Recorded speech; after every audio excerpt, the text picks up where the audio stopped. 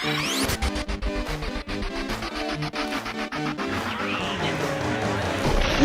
to the Pat White Show.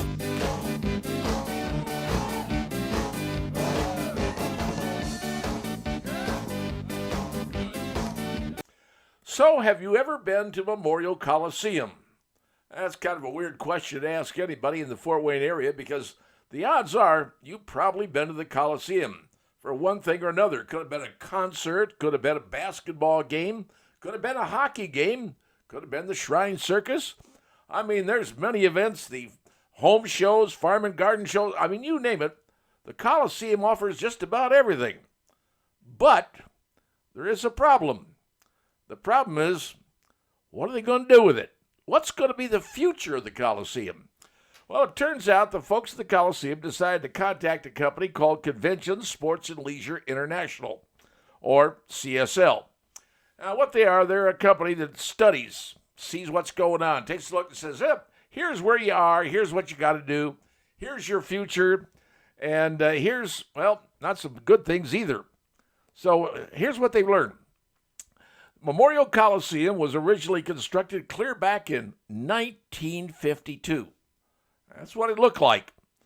Some big old giant barn out in the middle of nowhere, because in 1952, Coliseum was located in the middle of nowhere. There was nothing out there. But over the years, Coliseum Boulevard has become, well, a mess. Let's be honest. Well, here it is, though. You think about the Coliseum. You got to drive to it. It's the only way you can really get to it. You can't really walk to it. So you got to drive to it. But they've had baseball games there, basketball games. You name it, the Coliseum has it. They've raised the roof on the Coliseum, put more seats in there for the Comets, added the Expo Center on, made it even nicer and events can hold there. Hey, it's a nice place, let's be honest. But if it wasn't for the parking, and it ain't cheap to park there, folks, we all know that. If it wasn't for the parking, well, the Coliseum wouldn't be making any money at all. They'd be in the red. And right now, they don't want to operate in the red. They want to operate in the black. And currently, they're making anywhere between, $34,000 and $61,000 from 2012 to 2017. So, 5 years. Net income, anywhere between $34K and $61K. Folks, they ain't making a ton of money. Let's be honest. So, the folks from CSL were invited in to do a survey and find out, what are they going to do in the future? As you know, originally there was a looking at for trying to build some sort of new auditorium downtown Fort Wayne. I don't think that's ever going to happen. An auditorium, that's a possibility. But according to CSL, we got a problem. For concerts, we seat about 8,300 people. Now, I've been out in numerous concerts there, and they're great concerts. Seats are great concerts. But the big-time concerts, they ain't coming to Fort Wayne. No, 8,300 seats, folks. Let's be honest. Big players, they want the big numbers, big seats, big bodies, big money. Now, you want to add a couple of thousand seats? Yeah, you could probably attract some more people, but once again, where are you going to put a couple of thousand seats in the already expanded Coliseum? So there's a problem. All right. Turns out that Allen County Councilman Ken Freese, I have known Sheriff Freese for more years than I care to admit. Good man, good councilman. He said, look, we got a problem. We don't want to go to the taxpayer for money if we ultimately have to get a new Coliseum. Because this consulting company said, maybe you guys ought to think about building something new, maybe down the road in 2040. 2040, folks. That's 15 years from now. Are we going to need a new Coliseum to keep up with the Joneses? Fort Wayne is growing, let's be honest. You go down to Indianapolis, and sure, they have Lucas Oil down there. They have Bainbridge Fieldhouse.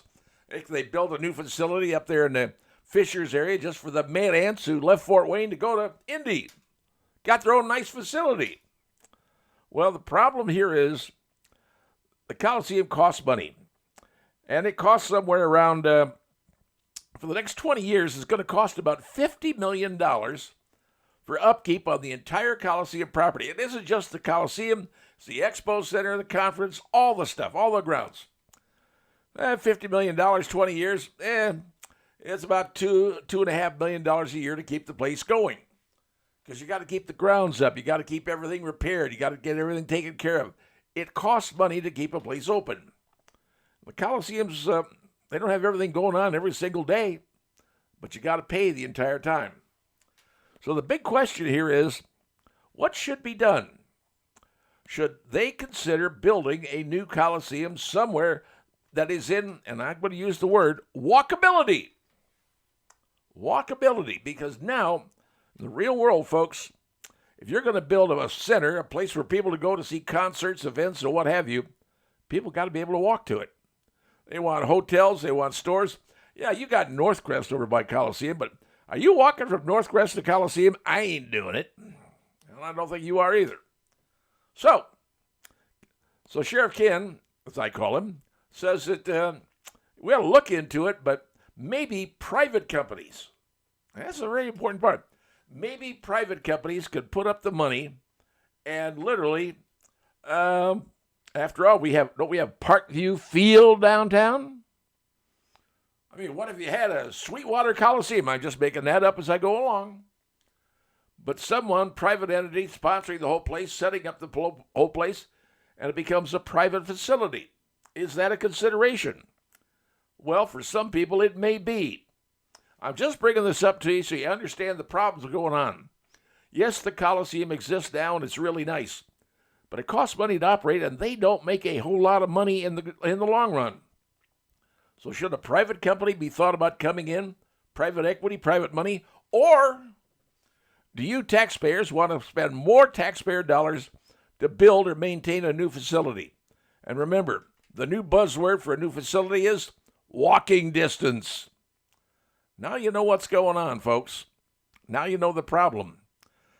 You hate to bring it up, but nothing lasts forever. And you do have to change things once they reach their length of their useful life. And that's what they're doing right now, talking about the Coliseum. It's life. How long it has, and what should be done in the future. You have now been advised. Decide what you want to do. Decide whose money you want to spend, yours or someone else's. But the truth of the matter is, we're going to have to look to the future. Because the future is coming up soon. And if you want to see those great concerts, you ain't going to be doing it in a facility that only holds 8,300 people for a concert. Just telling you the truth. You don't have to like it, but it is what it is. Go big or go home.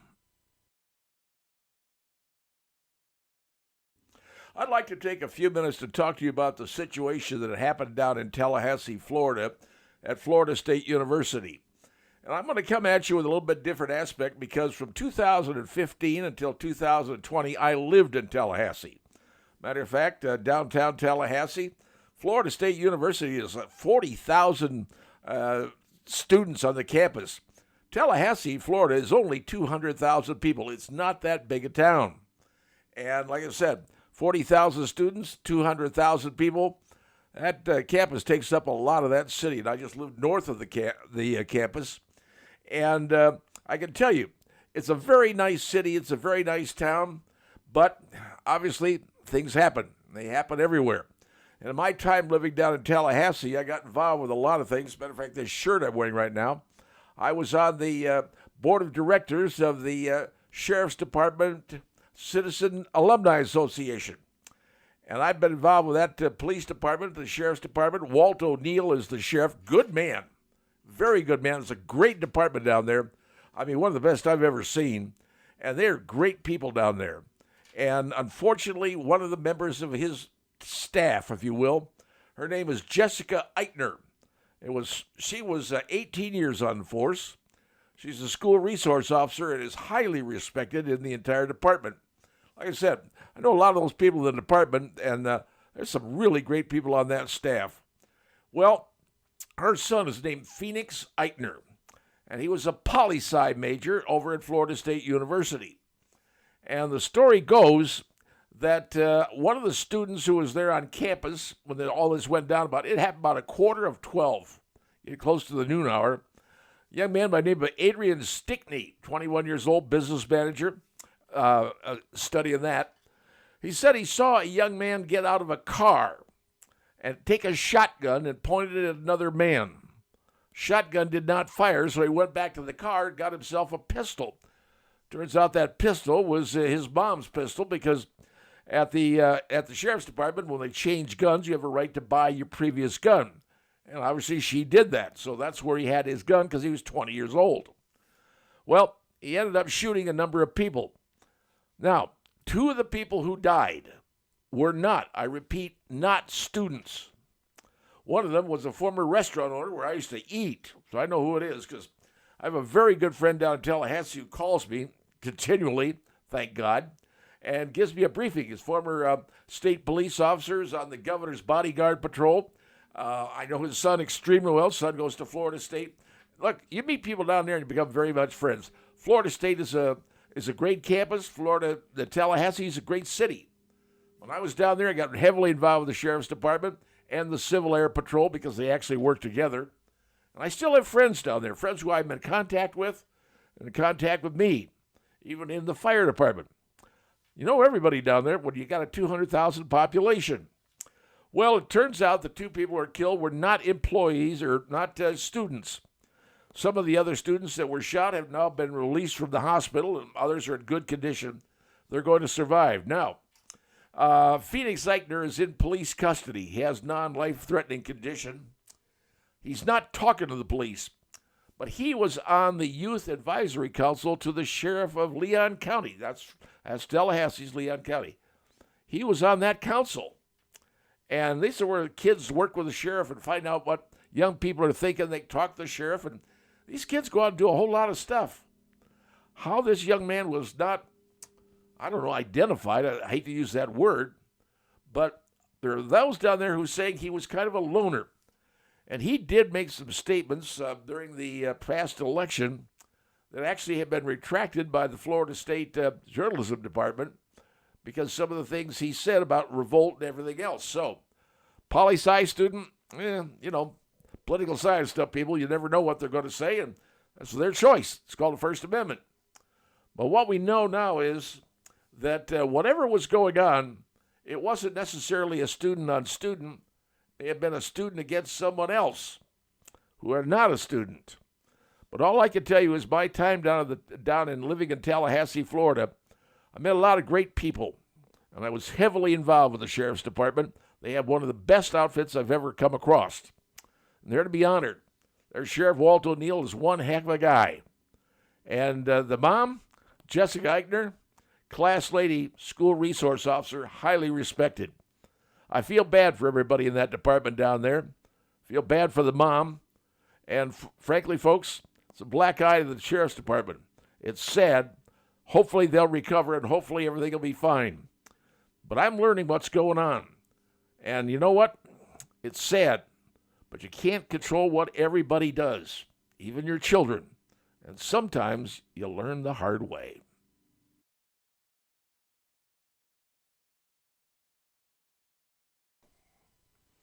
So do you remember the editorial that actor George Clooney posted in the New York Times back last July involving Joe Biden? Well, in that editorial, he said it's time for Joe to step down. And now he's explaining why he did it and the reasoning behind it. It has just so happens that Clooney is opening up a new Broadway play entitled Goodbye and Good Luck. Now, you might remember that from a fellow by the name of Edward R. Murrow back in the, 50s, 60s. Great reporter, did a great job. But anyway, doing a Broadway play on this. And Jake Tapper interviewed George Clooney on CNN. Not that you would see that, but at least I'm aware of it. But he asked him, he said, that editorial you wrote, why did you write that editorial? What prompted you to do that? Well, George Clooney said, hey, I'm a Kentucky Democrat. And when I see something people on my side of the street aren't telling the truth, he said, it's my job to speak up. And he did. So, he said, I knew something was going wrong. He said, Clooney said later on, he said, I talked to politicians in private, and every single one of them said, Biden's in trouble. There's no way he's going to get reelected. And that's why he wrote the editorial. Well, the bigger question got me to thinking, can one guy, one Hollywood star, cause a president to step down? And there's where I got to thinking, how could that happen? Well, apparently, so all the stars that Clooney talked to, maybe, and I'm just guessing this, maybe some of them talked to, well, the head of the party. The head of the party was Nancy Pelosi back then, if you will recall. And my guess is simple, is that Nancy Pelosi approached none other than Kamala Harris, Biden's vice president, and said, look, I don't think that Joe's going to win, because obviously the debate went really bad, and all the other things that happened, and Biden was, well, he was mentally challenged. Can we say that? There were some problems going on there, and everybody was starting to see what was going on, and they had to do something about it. So, apparently Nancy Pelosi must have talked to Kamala Harris, the vice president, and said, look, we only got one option here.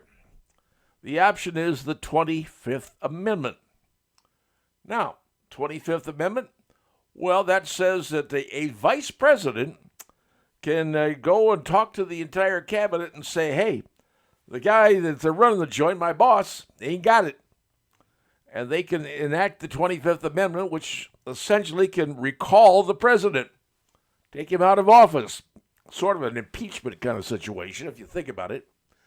And, well, so what happens is that Kamala goes, well, if you want me to do that, then I am going to have to be the nominee to take his place. Normally, you would have a nomination at the convention, and you'd have people talking about it and decide which person you want to be the representative for your party. But no.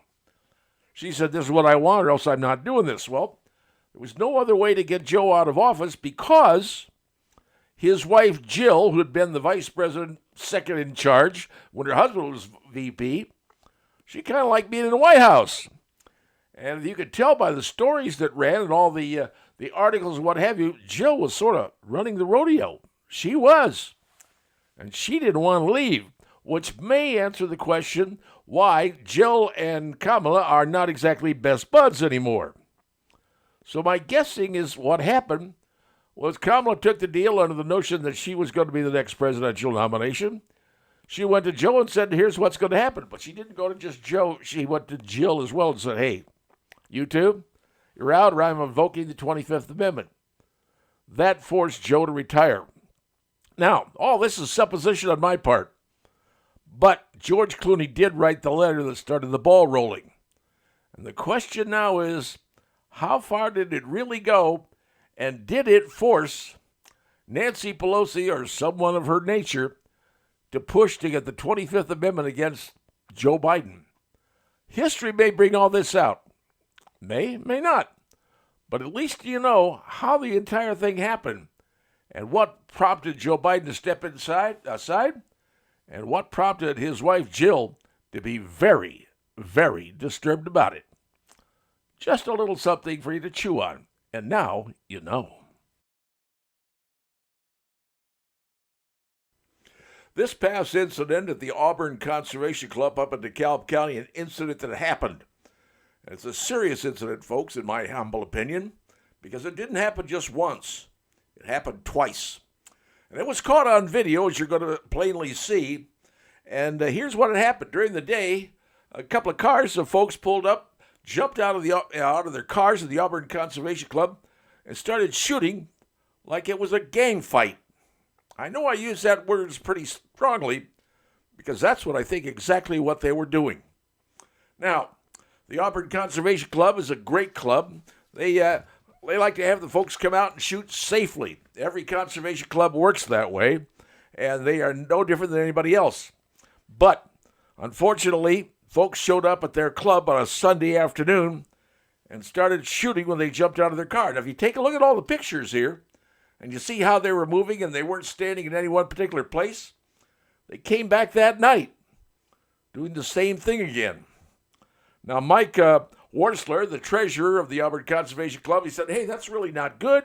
They're not practicing safe shooting. Sir, I don't think they're practicing safe shooting because they aren't there to be safe shooting. I think they were practicing what they're planning on maybe doing. And that's where the DeKalb Sheriff's Office needs to come in and start seeing what they can figure out about these folks, whether they know them, whether they understand who they are, trying to make their car, whatever. Because those are actions of somebody getting ready for something. Now, whether it's a gang shooting or whether it's a robbery or I don't know what it is. But when I see people acting like that and shooting like that and being coached the way they were by people in the cars going, oh, you got to do it this way. Well, that's worrisome to me, folks. Very worrisome. So I'm just telling you what I saw, what I noted. And I've been in this business for quite a while, and this is what I work on. And I can tell you this. I feel bad for the Auburn Conservation Club because they've got a problem up there that is none of their doing. These are bad guys just looking for a place to go to practice their shooting skills so the next time they get into a gang fight, they're going to be able to protect themselves or else hurt somebody else. It's not good. That's all I'm telling you. So, if you heard about this or you see some of this or you recognize somebody, call the DeKalb County Sheriff's Department. Tell you see something, you say something. Those are the rules, folks. Those are what you got to do. Keep the place safe. Keep the Auburn Conservation Club safe because they're good folks, good people doing a great job. Just my opinion. But I think there's a problem, and I think it needs to be addressed by everybody. And let's see if we can find out who these people are and get them under control.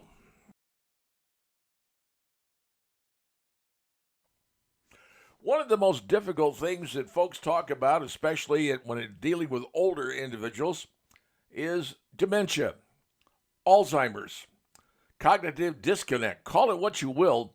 It's something that folks talk about. Now, here's one of the problems. It is happening worse and worse and more in the United States.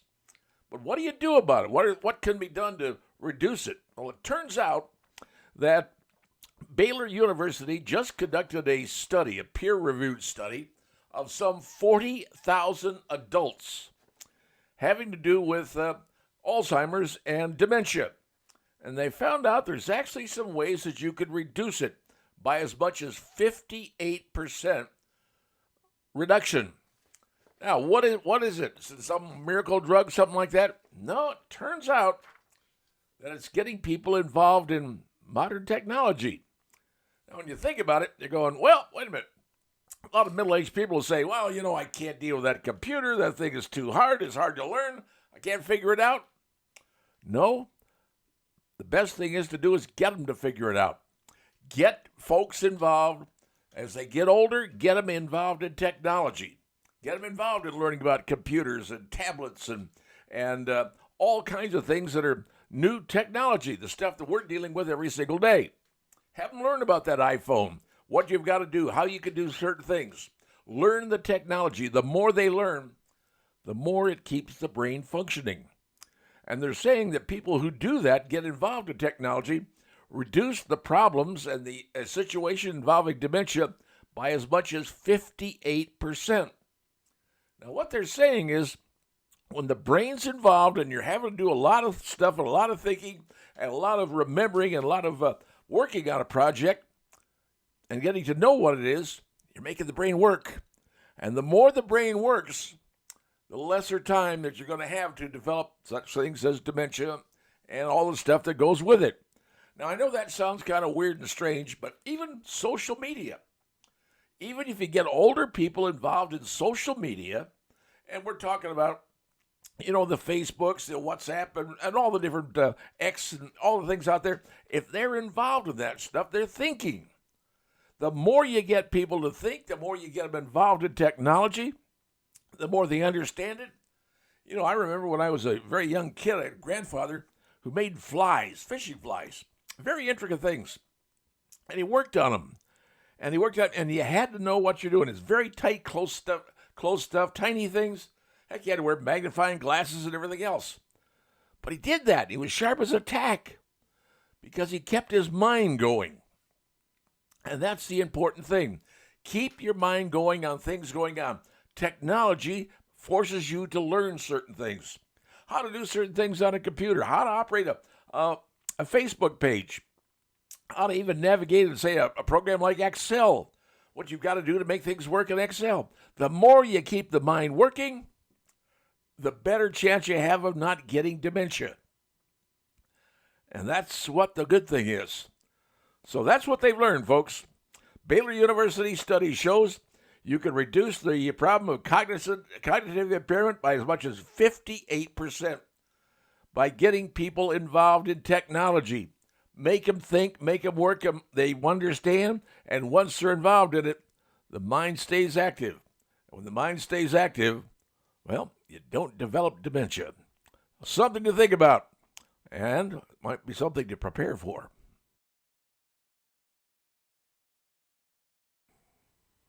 Well, folks, I have a question for you, and it's more of an opinion poll. Let's see what you think of this. Currently here in the United States, we have 11 federally designated holidays. Those are the days the government is closed, and most of everything else is too. So, how about adding a 12th? Make it a nice round number, 12 numbers. And what day do you think it would be? Well, here's something to think about. The last federal holiday instituted by Joe Biden was Juneteenth, celebration of the end of slavery. All right, that was done in 2021, I believe. Well, it turns out that a senator from Missouri by the name of Eric Schmidt and a representative from West Virginia by the name of Riley Moore have introduced legislation that would turn the Monday after Easter into a national holiday. Now think of that. The Monday after Easter would become a national holiday, number 12, so you would be given the day off with pay. Now, you have to think that's a good idea. Now, I should point out to you that in some areas of the United States, there's groups of people that do, in fact, celebrate the day after Easter. It's called Dingus Day. And anybody who lives in the South Bend area will tell you that the people up there do make a very serious effort to celebrate Dingus Day. Heck, I've even been up there when the governor of Indiana shows up in South Bend. They party, they eat eggs, and drink beer. Okay, fine. That's what they want to do. Now, many other countries, they do in fact celebrate Easter as a holiday. Well, we actually have it as a holiday, but here's the problem. It's on a Sunday. Most people don't work on a Sunday.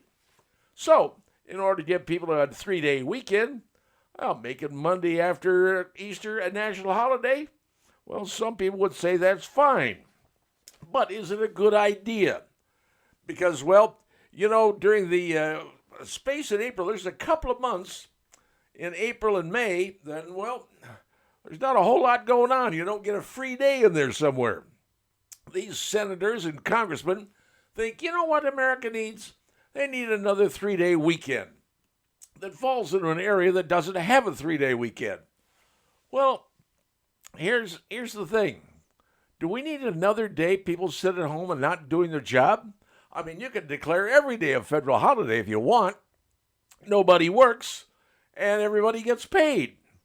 I'm not sure that kind of a good concept in America. Currently, like I said, we have 11 federal holidays, and we're looking at introducing number 12. So, maybe we should just say, what federal holiday are we willing to give up to get the day after Easter as a federal holiday? Keeping it at 11, of course. So, should we find a holiday there? We say, nah, we don't really need to celebrate that, and give it Easter Monday as more importance than that particular holiday currently being celebrated? Just something for you to ponder. So what do you think? Should the Monday after Easter be a federal holiday? Or are we just going too much overboard with these free holidays? You get paid money for doing nothing. Just something for you to consider as we, near our Easter holiday.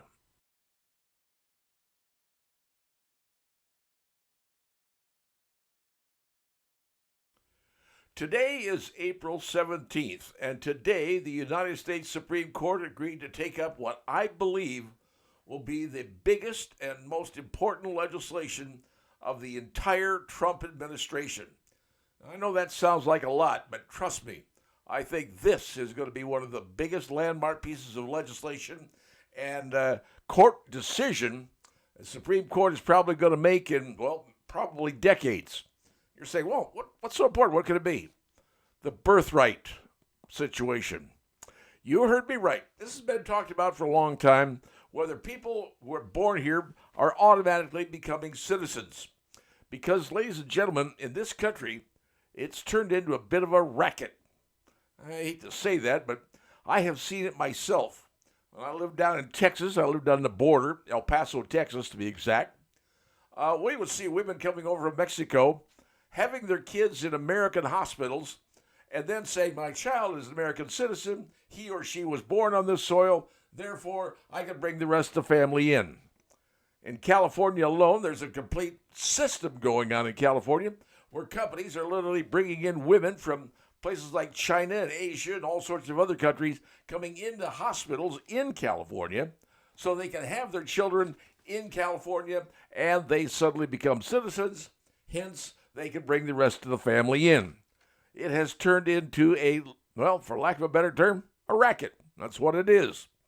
Well, now the United States Supreme Court today on April the 17th, mark that date down, has said we are going to hear that case once and for all. This all goes back to an executive order that Donald Trump signed back in January 20th of 2025. And what it is, it's now going to be heard by the U.S. Supreme Court on May 15th. Now, I don't know how long that hearing is going to take, but my guess is that they will hear the case and probably make some sort of ruling in their next session, which occurs, next October, or this coming October. Could it be sooner than that? I don't know. Could it be later than that? Maybe. Anything could happen. This is a very, very monstrous decision because it determines birthright. Now, what they're arguing here, and if you can allow me to do this, what they're arguing is this, the 14th Amendment. Here's what the 14th Amendment says, and I quote, all person being born or naturalized in the U.S. and subject to the jurisdiction thereof are citizens of the United States and of the state wherein they reside. All right, you say, well, no, if you're born here, you're a citizen, right? No, the term subject to the jurisdiction thereof. Where are the people coming in, having their kids in the United States? What jurisdiction are they subject to? Is it the United States or is it to the country from where they came from? That's going to be a big argument going on. Now, you're going to have people arguing left and right, saying, oh, no, just no courts accepted it. No, of course no courts accepted it. No court wants to get involved in something this big. And 3 states, Massachusetts, Maryland, and Washington, all filed suit against the Trump administration for this executive order. They said, we're not going to enforce it. All right. So finally, the Trump administration took it to the Supreme Court and says, hey, you need to hear this. Well, the Supreme Court today, April 17th, agreed to hear this case. Now, it's very narrow what they're talking about, and it has to do with the illegals here.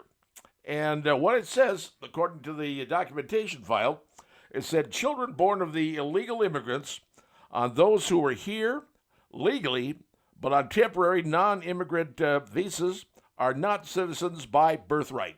So what it says here is, if you're here illegally and you give birth, that child is not a citizen. And a lot of folks don't realize, when we have diplomats who come to this country from other companies, if they have children in America, they are not citizens. That's right.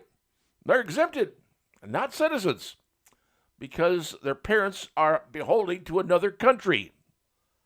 Well, should it be the same for people who are here illegally? Are they beholden to your own country? And think about it. How many times you see people marching around holding flags of their particular country and it ain't the American flag? They're beholden to their own country.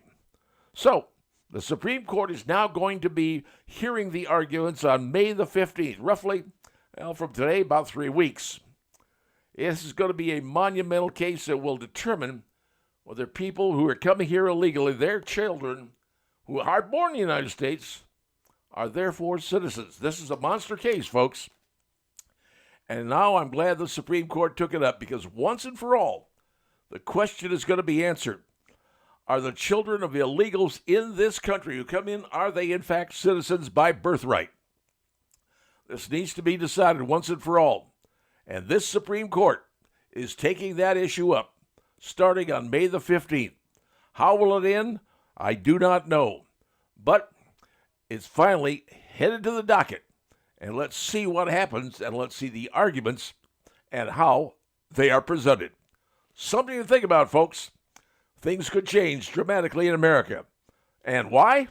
Because the Supreme Court is going to make it happen.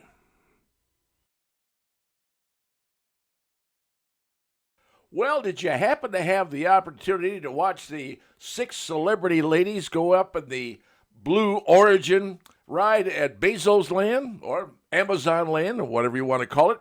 Yes, Jeff Bezos has got a new ride at his theme park, and it's a rocket.